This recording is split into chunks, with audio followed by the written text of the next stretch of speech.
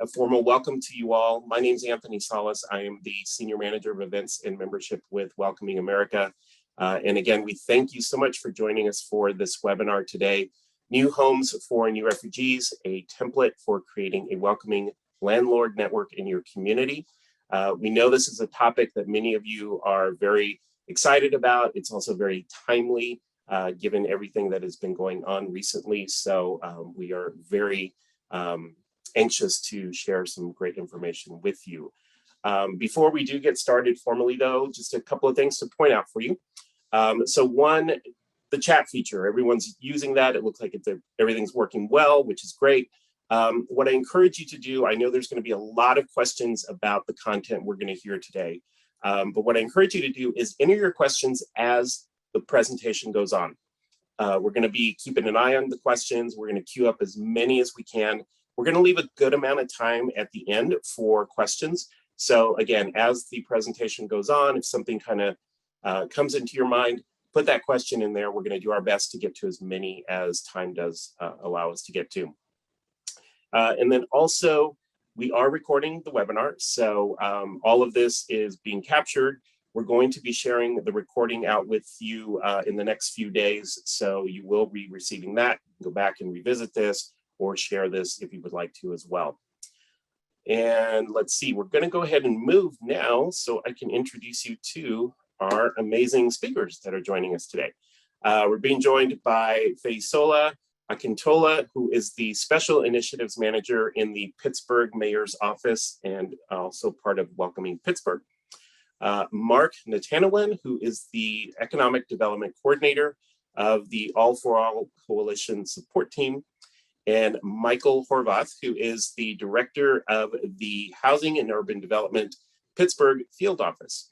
So we're, again, really excited to have them share all the great content they're going to share with you.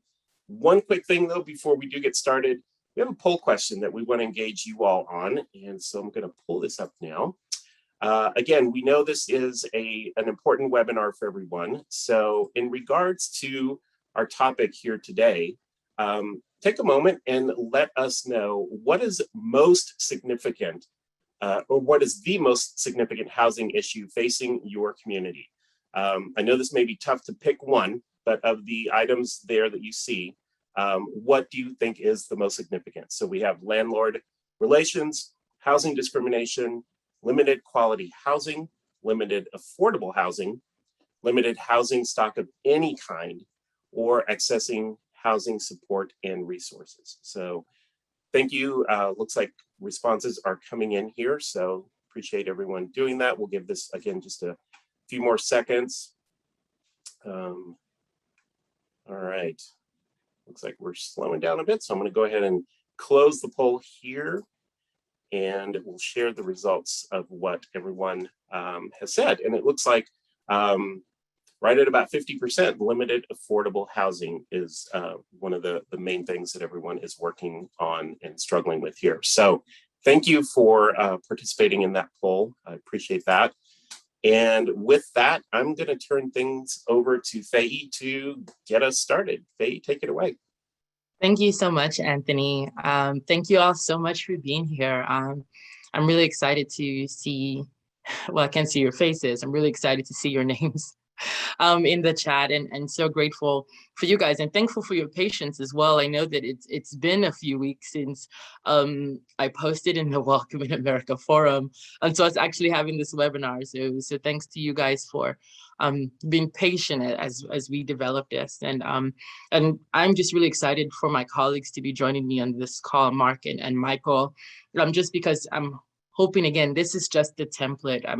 I know that you guys are going to be able to do way beyond what we're able to do, especially given the fact that what is happening in Afghanistan, at least the fact that it's so prevalent on media, was not happening during this time, right? But I think what I'm grateful for us having the fact that we now have videos, we have resources and tools that were developed as a result of us doing this in May, that we're still using now to really promote and increase the amount of landlords that we have in our listing now. So anyway, we look forward to diving a little bit deeper with you guys. So first, in the goals in the agenda, the goal is again to walk you guys through how did this even all come about to begin with, right? From the ideas, how did it start? In terms of us meeting with our the current refugee resettlement agencies that we have now, the partners that we pulled into doing this program, and actually walk you guys through the actual program itself. When we had this 90-minute session with landlords, what did we talk about? What did we discuss? And what we've learned as a result of that. So we plan to be as open and transparent with you all as possible, and we look forward to the Q&A session where we will get to answer your questions as much as we know about it. Can we go to the next slide? Thanks. So just for background, you could move to the next one, Anthony. Just for background, just to paint a little bit of context, I've been working in the mayor's office for going on 4.5 years now. And I think during that time, and I'm sure, again, I'm probably repeating myself based on the folks that might be on this call. I'm sure there are a lot of people that are in my seat that you work in city government, right? And you know that relationship building is, if not the foundation of the work around, welcoming, right? So again, building relationships with the different community partners, including our refugee resettlement agencies, has always been something that we have done, right? So I say that to couch it in the fact that this wasn't just a one-off event that we just did with refugee resettlement. I think it kind of stemmed from relationships that we've built over time, helping with issues here and there, working on World Refugee Day, naturalization ceremonies. We've worked together in the past. So again, having how this all came about was just something that just happened organically because of the relationship that we've had. Okay, like I said, we have 2 refugee resettlement agencies currently. That's Jewish Family Community Services and JFCS, and AJAPO, Acculturation for Justice, Access, and Peace Outreach. We're currently, at least there are 2 more that are in the application process and should actually be ready to go live in January. And I'm glad I actually saw their names in the chat. So I'm glad both of them are present on this call as well. So we would have 4 refugee resettlement agencies by January of next year. Everything goes well and smoothly. So again, that's just couching it in that. Can we go to the next slide? Thank you. So in shaping a solution, thank you. So again, just to give you guys some context on how this all came to be, our refugee resettlement agencies, they put together a quarterly refugee resettlement meeting, refugee resettlement meeting where they normally take it's hosted by, of course, our refugee resettlement. They actually interchange between the current 2. We have folks from the state and other folks that work around refugees, or you help education. If you touch the refugee resettlement world in any way, you're part of that meeting. And it was that December 10th meeting specifically. Of course, timeline, we have, this is when we knew the refugee resettlement numbers going up, so on and so forth. And one of our refugee resettlement actually said, we're having a problem with housing, and just said, hey, I hope like the city could help.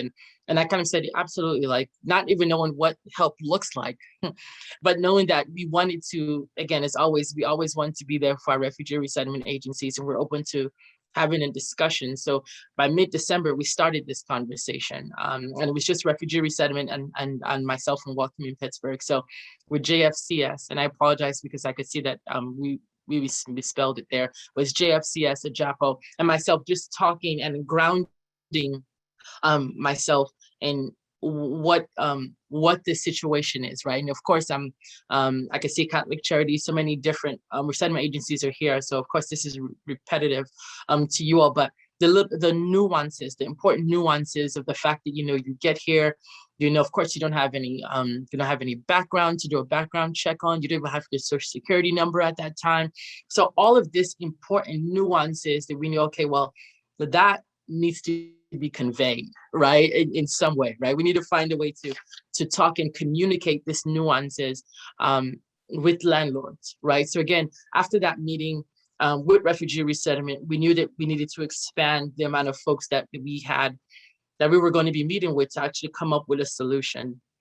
Of course, my friend and colleague here, Michael Horvath, was a no-brainer, as the fact that, and you hear Michael speak a little bit later, we'd worked with Michael in the past with USCIS when it came to naturalization ceremonies and scheduling all of that. So we've built a relationship with him.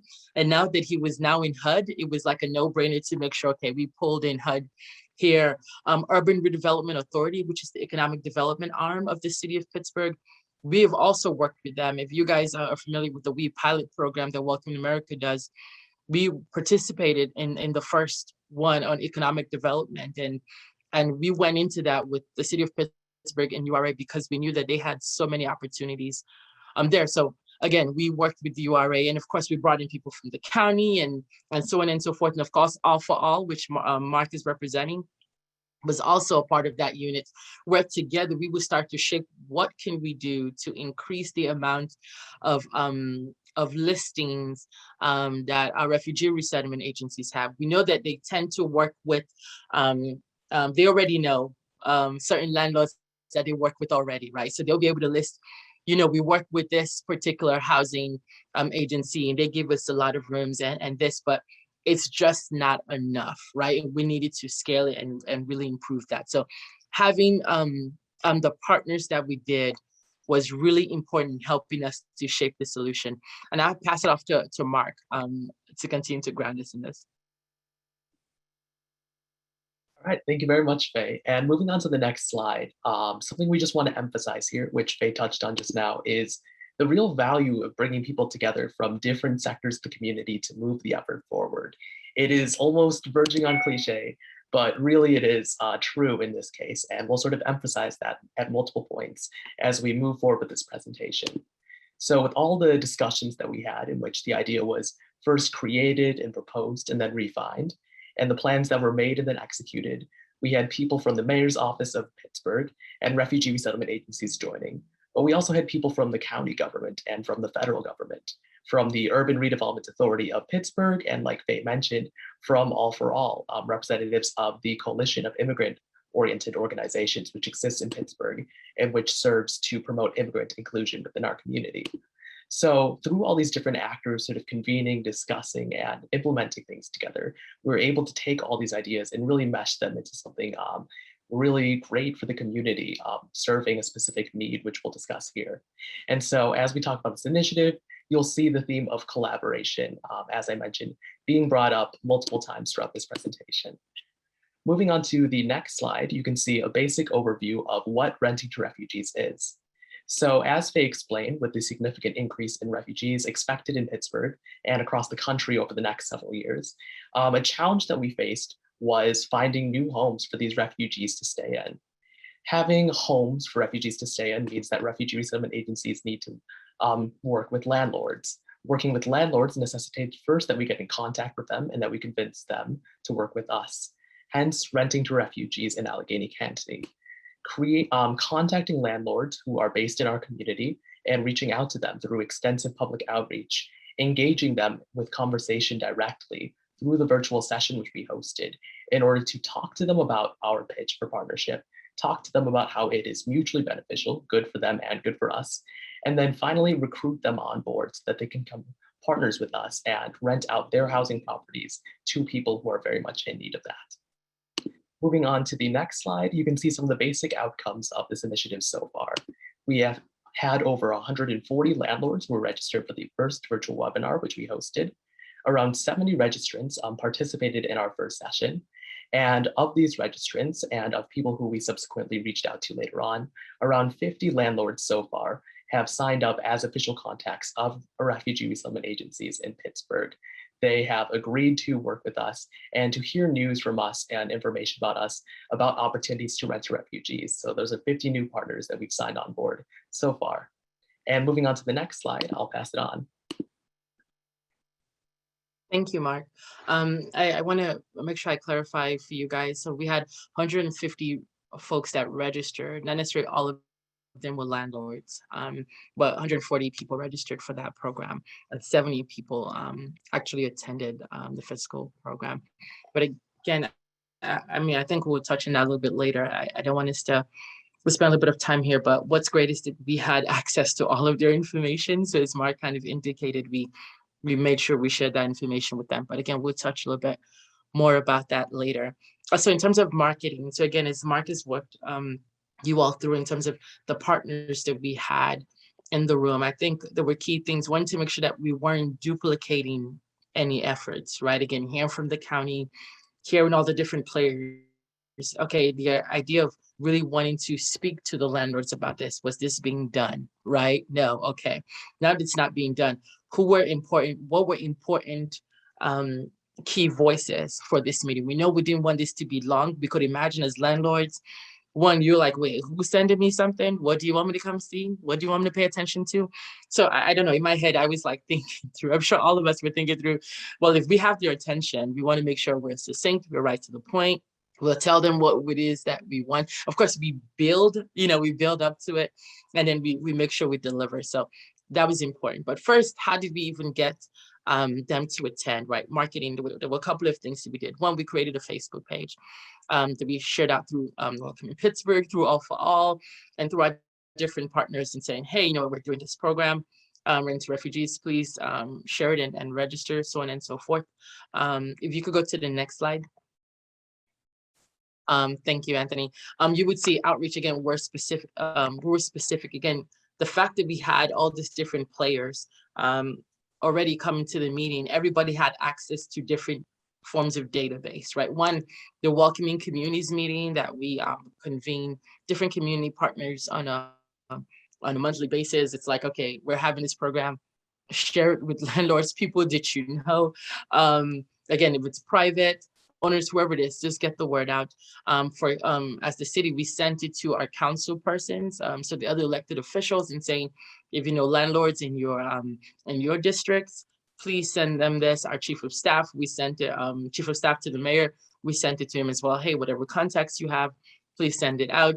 To housing authority, we sent it out as well. And of course, you have HUD here, you have All for All, who is a coalition of so many different players in there, again, just to get the word out and saying, hey, this program is happening. We want landlords to attend, and so on and so forth. So again, we try to do as much outreach as possible to get this to happen. Michael, I know you want to add something here as well. I hand over. No, absolutely. Thank you, Faye. And I think it really builds upon what you had mentioned earlier. And I should note for the group, I was in a unique position in joining this group in this presentation because of my background with immigration. So moving from USCIS to HUD, I had all of those relationships. I brought them all with me over to HUD. So really just a natural fit coming on board. And I should also note my contact information is going to be at the end of the presentation for folks who need to get in touch with anybody in either of those organizations to help build those relationships. I think that the important point there is when we're thinking about those partnerships at the federal level, for Pittsburgh, they were lucky. They had me in both roles, but in your communities, it's probably going to be reaching out to different organizations at different points of contact.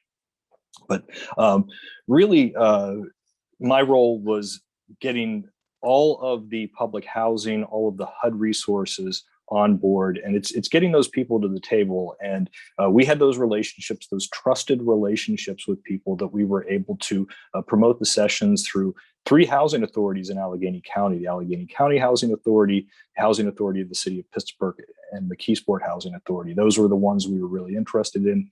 They shared that information with their networks of hundreds of landlords that participate in the Housing Choice Voucher Program, the Section 8 voucher program. So these private landlords who they engage with, we're able to get it out to them. We were able to get it out to all of our multi-family properties, all of those owners and management agents. They were able to see this and get on board. And also we were able to leverage HUD's relationship with professional housing and community networks just to amplify this opportunity, to get people to come out, to listen, to hear the benefits of being a landlord renting to refugees. And also, as we've been talking about, and we'll continue to talk about, dispelling some of the myths and getting people comfortable and confident in participating in the program. Thanks, Michael. Anthony, can you go to the next slide? I think Mark is going to take it from here. All right, thank you, Faye. So yeah, moving on to the next slide that you can see here. One thing which we wanted to focus on is talking about the general principles of the session, how it was carried out, and what sort of guided us in terms of our goals when it came to it. So something that we viewed as key to success with recruiting landlords was having a successful conversation with them. Through the virtual call, we had this opportunity to be in a very intimate space with landlords where we could talk to them for 1 hour and articulate certain ideas which we wouldn't simply be able to deliver to them with just a brochure or an email or a social media post. So overall, you can see here the 3 main goals that we had in mind when we were conducting our virtual session on May 28th. Illuminating the refugee resettlement process for landlords so that they knew exactly what we're talking about when it comes to what a refugee is, what the process is for them coming to the country, why they're coming to the country, what we're talking about in the first place when it comes to all this stuff. Second of all, talking about the pitch which we have for them of mutually beneficial partnership, working with them and having them work with us so that we could help each other out and do something really good for the community. And third and finally, addressing specific concerns or areas of uncertainty which landlords may have when it comes to the pitch of renting to refugees. As I mentioned earlier, landlords may or may not have a lot of information available to them about what exactly renting to refugees may entail for them. And so what we do in this conversation is just clear the air and tell them as much details and information as they need to know about what they're getting into and why we believe it's good for them to consider this opportunity. All this in service of the ultimate goal of recruiting them as partners with us at the end of the session. Moving on to the next slide, I'll pass it back to you, Faye. Thanks, Mark. I'm sorry, I'm seeing certain questions pop up, and yeah, we don't have a problem sharing the slides with you all so that you could use it and don't have to reinvent the wheel. So thanks. So this slide, what's important to note for this session, again, actually talking about how the session went, was the fact that based on the fact that how we promoted this, we knew that there were going to be different people that got a chance to see this and might come for the wrong reasons, right? And when I mean wrong reasons, I mean to protest and say, why are refugees here to begin with, right? And I think one, it was important that we grounded folks in the fact like, hey, we are here to talk about housing, right? If you're here to talk about anything else, email me privately, right? But that's not what we're going to talk about here. And two, another component is based on even how Welcoming America is situated, this program was not how we had it. I mean, it was a multi-gallery view. I think when we were rehearsing for this program, I mean, all the folks that you're seeing on your screen, we did a run of show to make sure everyone knew what they were going to say. Thanks to Mark and Saunders, other colleague who is not here. We had talking points available for everyone. This is what you're going to say. Here is going to be your approach when you're speaking. And I realized, hey, you know what? We might have folks come in, and we had a reason to believe that, because something we also thought about was, in terms of promoting this, where did it make sense to come from? If we promoted it from the mayor's office, was that a way to entice people to jump on, or HUD, or All for All? And we chose the mayor's office. So we used the mayor's office Zoom account. It was, if you had any questions, you reached out to me, which had a pittsburghpa.gov email. So we were really intentional about those details. So again, because we used the mayor's Zoom account, we didn't have access to the webinar format. So it was a multi-gallery view. We knew that people might mute and unmute themselves as they see fit. So even though there were these 6 people that were speaking that you're seeing in front of your screen, Mark and Saunders were working behind the scenes, right? And they had co-host capabilities so that they could mute and unmute people if they saw people were just going to mute it and say anything. We really wanted to make sure that we managed the meeting and it was as productive as it could be. So again, that's not something that you could see on the front end, but those were things that were working behind the scenes. Again, just set the stage. Guys, we're just here to talk about this. We're going to walk you through, again, to better understand of refugees. Here's the goal. And that people could ask questions, just like you all are doing now, ask questions in the meantime. And I'll talk a little bit more about how we went about these questions later on. But Mark, you want to talk about more info about the session? Absolutely. So going into the next slide and diving into the rest of the session, which we held with landlords. First thing that we did after the initial introductions, where we talked about the general purpose of the session, the decorum, everything that Faye just mentioned, we hopped into having some of the speakers give little presentations about everything that the session is about in general. So first we started with two speakers who were two representatives of the two refugee resettlement agencies in Pittsburgh. One caseworker who works closely with refugees, and one program manager who also works very closely with refugees, housing them, helping them resettle in the United States.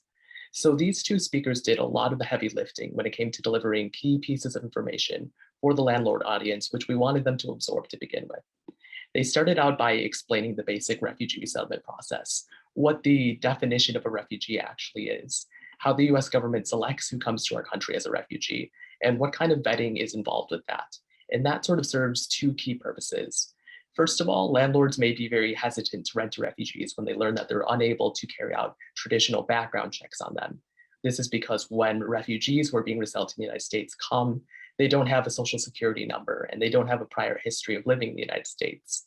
So for many landlords who want to carry out background checks on every single tenant that they take in, this is automatically a deal breaker.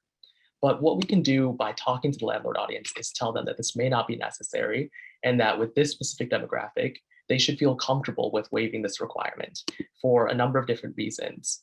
Basically, every single refugee that comes to the country has already gone through an extremely thorough vetting process, being referred to the US government by the UNHCR, having multiple in-person interviews with the US government before they come to this country, having multiple background checks conducted on their previous history before coming to the United States, all of this in a process that takes months or years. So delivering this information to landlords helps them to sort of absorb the concept that your refugee tenants, if you choose to take them in, will have already automatically undergone a more thorough background check than any other tenant you will take in your other housing units. You should feel very, very safe with them. But second of all, going back to what I was sort of referencing before, it also just more generally helps clear the air with landlords about the rest of the discussion, which will take place over the course of the session, helping them understand what exactly the refugee resettlement process is, how it sort of works in different steps with refugees coming to the United States, and where landlords sort of step in to provide a very vital service to them in terms of providing a place for them to stay in. So next, the refugee resettlement speakers move on to the pitch for landlords, which, as I've also referenced previously, is the pitch of partnership, of renting to refugees.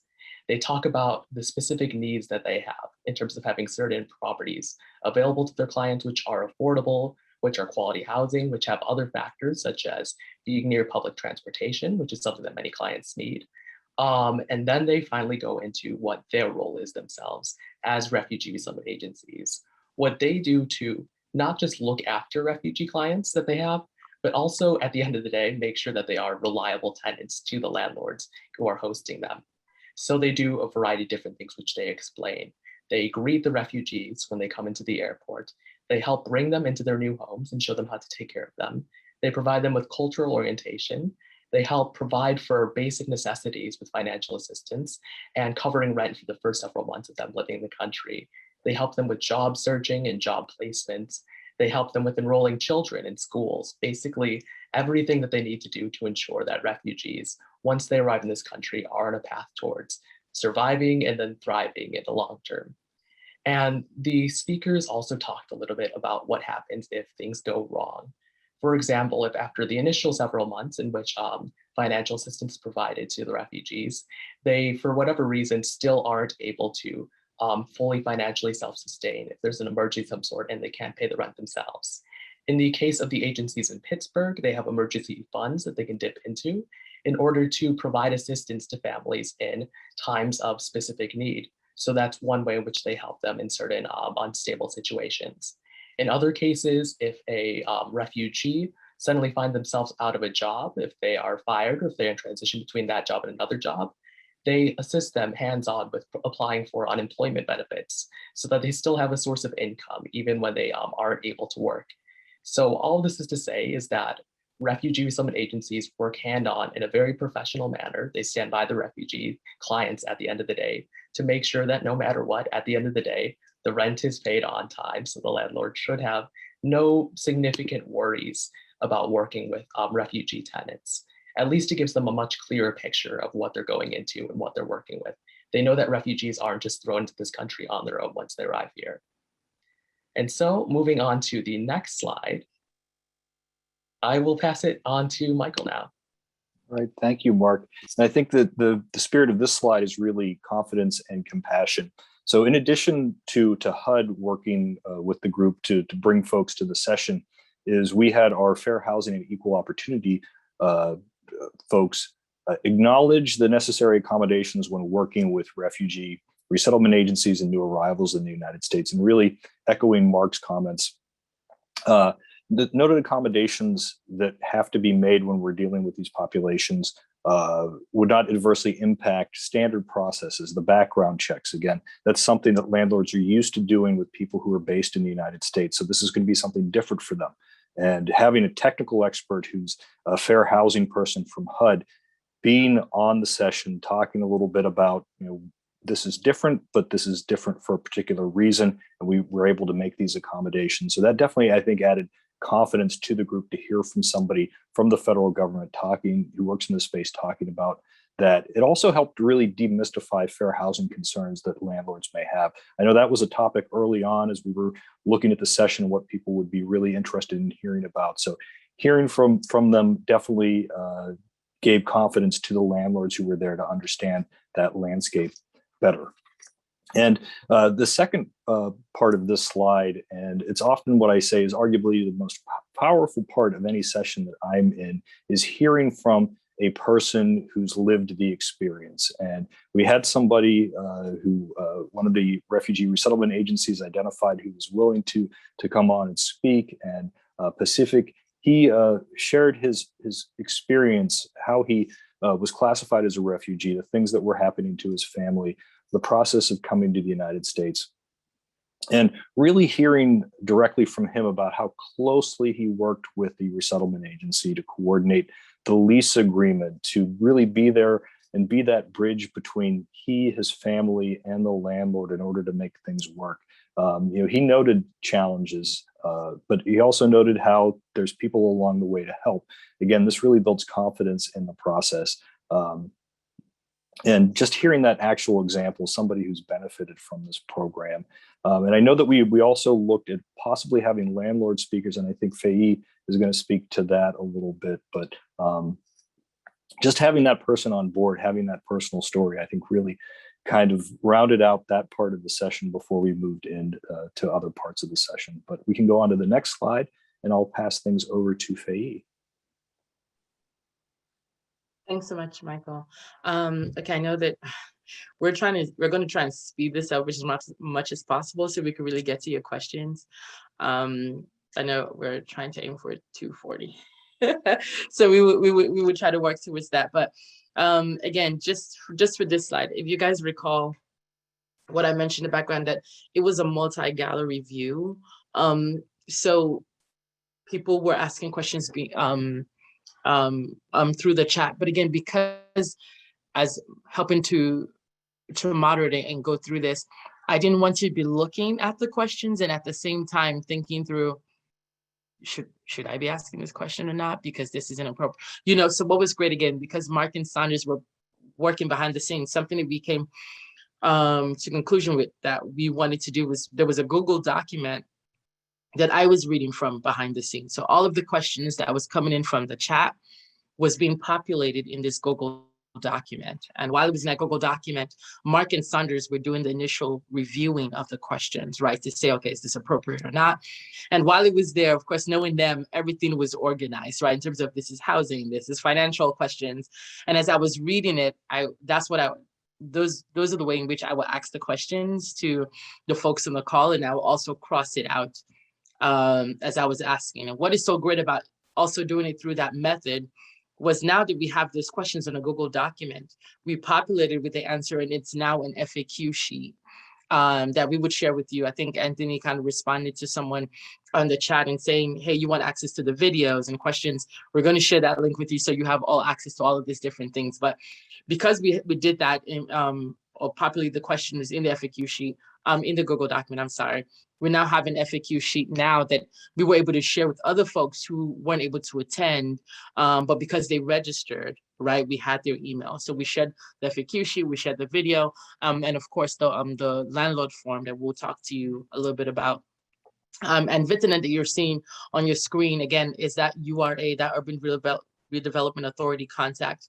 So even though she wasn't initially in the lineup for speakers, what was great was based on how the conversation was flowing, we knew, but she was present on the call to kind of bring her in. And what we did was I sent her a message, and I sent her a message on the chat was, hey, people are really talking about resources for landlords. So that's something I would encourage you all to think about as well. If you guys are seeing how we are walking landlords through this, another component is to talk about, hey, there are resources available for you. And that's what Vitina was saying.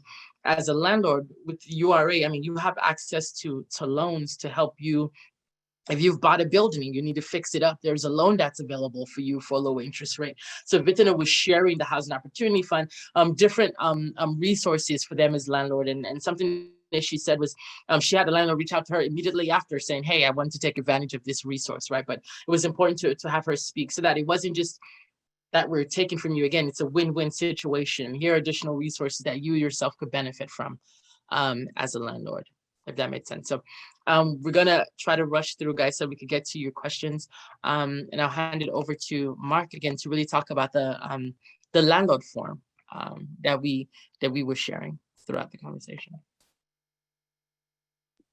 Yeah, so moving on to the next slide, the landlord form is basically what everything is leading up to. Sorry, next slide again. Thank you very much. So as you can see here, what we tried to do is be brief but comprehensive with collecting information that we needed for the landlords alongside the simple yes or no that we got from them. Right off the bat, with the yes or no question, we wanted to catch two different streams of landlords. With the no landlords, of course, we want every single landlord to say yes, but even if they aren't ready to commit at the end of the session to partnering with us, we still felt it was valuable to capture their responses because one, that helps us quantify how many people weren't interested versus are interested. And second of all, it helped us to understand why they weren't interested. We allowed them to have the opportunity to respond to some follow-up questions within the form, asking them what made them hesitate about renting to refugees. That way we could collect information which could help us to sharpen or improve our pitch in the future. With the yes landlords, we focused on collecting key contact information, such as their name, their phone number, and their email. We also talked to them about their property information, asking them basic questions, such as what are the general rent prices for your properties? Where are they located? Are they close to public transportation? General questions which we establish in partnership with our refugee resettlement partners in order to meet their needs about what qualities they were looking for when it came to landlord partners. That way, at the end, we could take all this information, we could compile it into a spreadsheet, share it instantly with our refugee resettlement agency partners so that they could have a big list of new landlords to work with, be able to scan that information and instantly start matching their clients to houses which match their needs. And moving on to the next slide, we also made an effort to allow landlords to sign up after the session in addition to at the end of the session.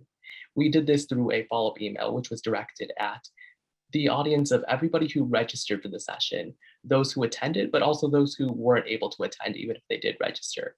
So this way we could give two types of crowds a chance to sign up again.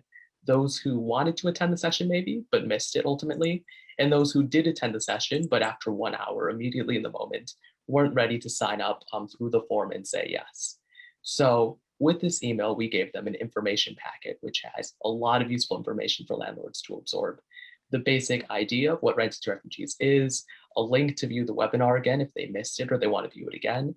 Also an extensive question and answer section, which was taken from the question and answer section that we actually had in the session. We sort of used a transcript and sort of reformatted all of the wording in a bit more of a neat and succinct kind of way, so that all of the concerns which landlords voiced in the session and were then answered were contained in the packet. And also we contained a link with a sign-up form so that once again, they had the opportunity to do that online at any point they want through our follow-up email. So through this second sort of net, we were able to catch a number of different landlords. And then I'll pass it on to the next speaker now. All right, thank you, Mark. Next slide, please. And this is just the keys to success. And I think that it's coming very clear to everybody who's on this session is collaboration and conversation. It's making sure that early on you're identifying all the stakeholders to bring to the table. Here we've got our list of stakeholders, thinking about people who have those community relationships, or are going to bring credibility to that conversation. They're going to be able to be technical experts. They're going to be able to answer those questions. And having a conversation, this is not forced. We want this to occur organically, and just explaining the opportunity that's there, the investment, the benefits for the folks who are participating in the program. I think it just becomes very clear. And we'll pass this on to Faye and Mark to bring us home. Thank you, Michael. If we could go to the next slide. Thank you, Anthony. So in rounding up our slide here, we've learned a lot of lessons along the way. And of course, we'll be able to share that a little bit more with you all over Q&A. But in terms of now that we have this listing, I mean, now we have 50 plus. And because we're still promoting it, given the fact that, again, we did this in May, and it's now September, right? So the situation that was happening in Afghanistan, of course, was happening, but wasn't on the limelight as it is now. So there are people, we need someone to actually manage the listing. And what's interesting, of course, with refugee resettlement is that they are over capacity. And us as government, of all coalition, as government, we also can't maintain this because we are rounding up the mayor's term by the end of this year. So we're closing up shop for us. For Mark, who was a visitor during this time, has already finished his visitor period with All for All and is actually in another position now. So I would say having someone that's designated to help maintain this listing. Again, we talked about reaching out to folks saying, hey, you know what? Refugees aren't coming in on a daily basis, right? They're coming in incrementally, right? So how do you manage this? I think I saw someone in the chat saying, what is the success rate with that? I mean, I heard from Kaylee, who was one of the folks speaking, saying she reached out to a landlord and she was able to get housing and she was happy with it. Again, so of course, even though you have a listing, the check, right, the processes that refugee resettlement have to do in terms of checking to actually make sure the housing is safe and so on and so forth will still need to take place. What it is we're creating you with a new set of landlords that you didn't otherwise have before, right? Enhancing landlord engagement. Again, we knew that even though all of this is couched in our Welcome in Pittsburgh portion of the city website, again, which we'll share with you, that has the link to the videos and so on and so forth. We knew that, again, a landlord is not going to look in the city of Pittsburgh or Welcome in Pittsburgh to say, hey, I'm looking for information on renting the housing. So what is the best place that this information could live, right? That landlords are frequenting, right? To be able to learn more about opportunities to rent to refugees. So that was something that we know needed to do. And again, we were actually thinking of doing a part 2 of this earlier on, where we actually target private management companies, right? Again, not just individual, but even much larger. And of course, because of what's going on, because of timing, and we knew that we actually had to have people within those larger property management groups that would be the voice within. We knew it was a lot of time, and of course, based on, again, concluding administration, visitor time concluding, we didn't have time to really focus on that. But again, something for you all to be able to do. Lastly, before we go into what you guys, actually, I'll stop here. Mark, do you want to add anything before I go on? Yeah, no, I'll just say, building off of what you said, we are looking at a variety of different ways to continue building on, expanding, and maintaining this initiative going in the future. And a theme which we also wanted to mention to you guys, sort of building off of this, is also the idea of just general experimentation and innovation. Pittsburgh has tried this idea out, and we've had some success with it so far, but we're going to continue to push it in new directions in the future. And we encourage you all to do the same in your own communities. We sort of discussed in this presentation generally how we did it, but you'll see in the resource packet, which we'll provide in the follow-up to this session, how you can potentially do it in your own community, following the general template what we have. So take what we're presenting you and run with it yourself, see what you can do with it. We're excited to see what welcoming communities across in America can do with this general idea. Thank you. The last slide before we go into questions. Again, like we talked about, we're going to be open and transparent with you all. So here are the different things that comes in the resource packet, and thankfully Mark and Saunders helped to put together. Again, everything from the form itself, all the different assembling of project queue, you're going to have access to that. In addition to this, again, we're going to post, I'll post it in the chat. if I kind of link to the website where you then have the FAQ sheets, again, you have the recording of the document, you have all of those different things that you yourself could see. I think someone asked, did we talk about asylees and now parolees, right? No, because again, it was done in May. So we weren't even thinking necessarily about that. We're just focused on refugee resettlement. But what's great about you having this template is that you can then include parolees and you can include asylees to really educate and ground folks in that. But again, we're going to share all of this information with you all. Now pass it back to you, Anthony. All right. Thanks so much, everyone. Boy, we've got a lot of questions, which is amazing, and we anticipated. So looks like we got about 10 minutes here. And I think we're going to try and use as much of that time as we can for the questions. So I'm going to jump right in. Keep your questions coming in the chat. And again, we're going to try and get to as many as time allows. The first one I wanted to address to you here was asked a little earlier, and it's around kind of trying to stay in compliance with the Fair Housing Act. And the question being, if there's any kind of an example or sample that you can share of what has been done with a landlord who maybe does not want to rent to a refugee because they don't fall in the parameters of the act, where they don't have a social security number, or they don't make a certain amount of income at the time that they are signing the lease. Is there anything that you have experienced and have kind of helped to work around that?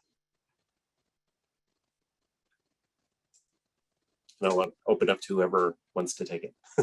And this is Michael. I'll be happy to try to address that question. And, I think this was the important thing of having somebody from HUD Fair Housing on the call, is to build that confidence, to let them know that they can work outside of what they're used to.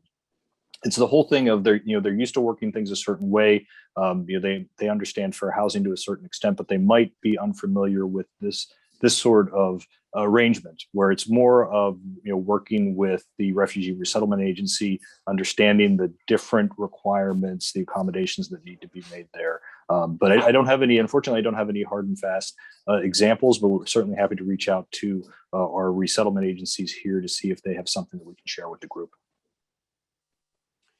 Michael, would you say that also pertains, because I'm looking again through the questions here and I see one somewhat related to this, but it's in terms of the situation where oftentimes a landlord will require a cosigner where the refugee doesn't have any credit history or something. Would you kind of say that it might fall under that same umbrella there? No, absolutely, exactly. It's building confidence to let them know that this might be outside of what they're normally used to with cosigners or things like that. But again, that's something that the Refugee Resettlement Agency that leads on developing those relationships with landlords are going to develop. Adding a little bit onto what Michael said, Sorry, Mark. I think sorry, Anthony, took care during the presentation to make sure we don't overpromise the entire world to landlords. We made it very clear that there are certain things that they will have to work with. For example, not having background check done on the tenants, not having co-signers, but also we made it clear what we can provide for them. So like Michael said, I think it's just making them comfortable with what we provide and helping them understand that this is still a good business opportunity is what we tried to accomplish during the virtual webinar. Great, thank you both. Question here, and Faye, I think you kind of touched on this as a potential for a 2.0 webinar to this, and this may fall under that, but question being, were any of the landlords that you engaged with in your webinar back in May, were any of those corporate landlords? And this question is coming in from a community that says they are experiencing a massive increase of buyouts from national property owners. So I don't know if that's anything that you can relate to or speak to there. Yeah, no, at least in going through the form, I don't think we had any corporate landlords. And that's why I said we wanted to do a part 2 of this, because we realized that they were missing, right? And that's an opportunity there that we know we need to tap into here. Again, like other cities, we're seeing a lot of nice buildings and apartments go up. And I don't know if I'm like you all, but I always question, is this even full? Why is there another one being built next door, right? Like, I'm sure you guys are not it's not full capacity here. But again, I think it's an opportunity that we need to tap in. I'm sure other cities, but no, I don't think I came across any corporate landlords in the 50 that we have currently, or 50 plus now. Okay.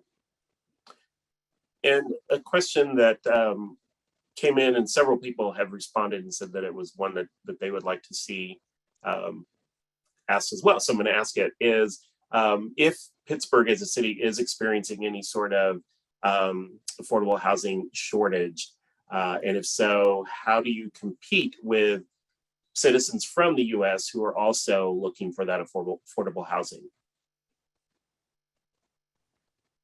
Wow, what a question. That's a really good question. Faye, I can speak to this. Yeah, go for it, Michael. So I think it's important to understand when the refugees are resettled, they are paying market rate for the most part, and there's assistance provided along the way with that. But we're not talking about displacing somebody who has applied for affordable housing. So that it's really, to use a turn of phrase, apples and oranges, is that, there should be confidence built in the community that refugees who are coming in are not going to be displacing those affordable housing units, as they're going to be moving into market rate and working under those terms. Yeah, I like what you said, Michael. And the fact that, of course, we have, just like other cities, we have a listing of folks, right? Refugees don't get to come in front of the line, right? They also have to get in the back of the line with that. I think that's why we utilize this approach in terms of private owners who might have, properties, just the idea of giving another option, but no, they weren't going to jump in front of the line for affordable housing in the city of Pittsburgh. They were going to be in the back of the line and follow suit like everybody else. A couple of questions have come in terms of kind of how you set up that webinar that you did, specifically around any strategies that you can share about how you identified the landlords that you did invite to participate in that. How did you go about doing that, determining who was going to get those invites? And how did you maybe even try to reach out to some smaller landlords that might not be as easy to find or identify? Yeah, like we said, we didn't have a direct person that we did. Again, we sent this out to as much people as we could, right? Again, Michael talked about the different housing authorities, right? We sent it out to the county, the Department of Human Services for Allegheny County. They also had a listing of landlords, so they shared the information with them. We sent it to our elected officials. So it's not like we had a particular landlord in mind and we were picking and choosing which. We weren't going to pick and choose. We wanted to cast the net wide open, right? Anybody who was going to be, who saw it and wanted to come in, we wanted you there, right? So we weren't particular. We just wanted anybody who felt like they were a landlord to be a part of it. Great, thank you. Let's see here. These are coming in fast and furious here. Oh, here's one. Can you talk about any challenges or obstacles that you have to overcome when you were engaging with those landlords? Any questions or comments or things that came up from them as you were going through that process, maybe something you hadn't anticipated, and how you faced and responded to those? Yeah, I guess jumping into the event, we were all very nervous because, like I said, this was an experiment. This was our first time collectively doing this session, and we didn't know how exactly the audience would engage with us when it came to this sensitive kind of subject matter. I think the positive thing, which I saw and which all of us saw, was that the landlord audience, by and large, was really engaged. They were asking some genuinely thoughtful questions, just really willing to learn. And we didn't have as many trolls or as many troublemakers in the audience as we were maybe fearing. There were really none of them in the virtual session itself. So that was the good of it. When it came to the hard questions, though, that they asked, and they were, very direct and honest with their concerns that they had, I think it was just really good having speakers in there who were very well versed in what they were talking about, very experienced in what they were doing, we had caseworkers, people with these refugee resettlement agencies who've been doing their jobs for years. So they've engaged with a lot of landlords, they've worked with a lot of clients, and they know exactly the ropes of what they're doing. So they were able to really put the audience at ease by providing a very forthright and direct answer to every single question they had. I'd say just letting the experts talk and giving them a platform to engage with landlords was key to our success. Thanks so much, Mark. Appreciate that. I know we're approaching the top of the hour, and I understand if anyone needs to drop. So please do. Again, this is all being recorded, so if you need to go, you'll be able to hear this after. A couple of questions that have come in, though, that I definitely want to make sure that we address. So I want to stick with this if we can. This question, I think, is a really good one because it's a question around the resettlement of larger families. So oftentimes we see, groups of 8 to 10 family members that are looking for that housing. And so the question being, if there are any strategies or tips on working with landlords where they're going to need, multiple units or multiple bedrooms for large families like that. And I wouldn't say, I think that's a good question. I think I saw it come in. I wouldn't say it's a particular strategy. I think Caleb asked that question, right? I think it's just being transparent while we were doing the session, right? So again, as you have the 2 different refugee resettlement agencies present, you're sharing examples of the fact, sometimes you just have someone that's a single that comes in, and you have families, like you mentioned, 7, 8, more families that come. So I think in the forum that we were collecting information on how many bedrooms do you have, right? Again, from people who are just like, we just have 1, to folks that had 3, 4, and to be honest, even 5 bedrooms. And I think that's what makes it really great, so that when the refugee resettlements, when you do have a family of 8 come in and you see the listing automatically to you, not to call the folks with 1 or 2 bedrooms. Instead, you're focused on the ones from 3+, right? Again, so it's just making sure it's reflected in the form and that it's touched on when you do have a session like this. Excellent. Yeah, we have a lot of people that are like, yes, to this question. Family of 12. Wow. Exactly. Yeah. So maybe that's part of a 2.0, giving you some ideas for that here. All right. So again, I know we're a little bit after the top of the hour, and again, I want to stay respectful of everyone's time here.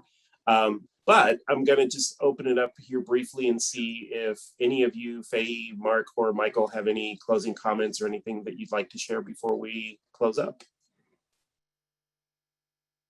None. I'm just so grateful. I'm grateful for everyone taking the time to be here. Again, there's a lot of craziness happening now, and we're having new neighbors in addition to the other neighbors that were going to be coming in. So I'm grateful for you guys jumping on this call. And again, we really do, from Mark, Michael, myself, we want to be supportive in whatever way possible. I would add, especially now, what's going on, what we're doing is we're currently promoting this all over again. Even though we had it in May, we're currently still promoting the form, because again, now that we have new parolees, I think GFCS is settling 200, the JAPO is sending 150, so that's at least 350 in addition to others that are coming into the region. So we need more housing. So right now, as city government, we're sending it out, and then as we're sending out this form, because we've already done this program, we're now able to attach, hey, here's the FAQ sheet if you want to learn more about what it means to rent to a refugee, or here is a form, or here is a slide, here's a recording. So because even though we did this in May, the information that we provided is still so valid even now, that we're able to promote it again and attach those additions to it, right? Again, just to really build the listing for our refugee resettlement to now, and then the 4 that's going to happen next year. So again, feel free, you have our email addresses. Michael said he's willing to introduce anyone to their local HUD contact, so please take advantage of that. Mark is now in New York City, for those that are there. He's a great contact there, and of course, you can reach out as well. I'm still in the mayor's office, at least for a couple more months, we'll see. So again, feel free to reach out to us. If anything, at least Welcome in America will always know how to reach me, so reach out to Anthony there. But we're always happy to help, and again, grateful for your time. Thank you for joining us. We have Faye on speed dial, so don't worry. Just let me know. No, I'm kidding. That's right. Well, again, Faye, Mark, Michael, thank you so much for putting all this together, for everything you did in May and sharing it with us now. I know Faye, you mentioned early on you had posted in our network forum for our members a while back about this, and it got a tremendous response. So I really appreciate the fact that you worked with us and were able to bring this to everyone and share this today. As you see again on the screen, you've got email addresses there. Take note of those. This is all going to be shared with you. So you're going to be receiving the recording, a PDF of these slides, as well as a really great, thorough resources document that's going to go into a lot more of what has been discussed here today. So look for that coming in the next few days. This is going to be an ongoing conversation. This is, not the end of it. And so, we will do what we can to keep everyone informed and up to date on everything as it happens. But thank you all again to our speakers, and thank you to all of you for joining. We look forward to seeing you on an upcoming webinar or any other event coming up in the future. Have a great afternoon, a great day, and stay well, everyone. Take care. Bye-bye. Thank you. Thank you, Anthony. Thank you all. Thanks. Take care and good luck. Thanks, guys.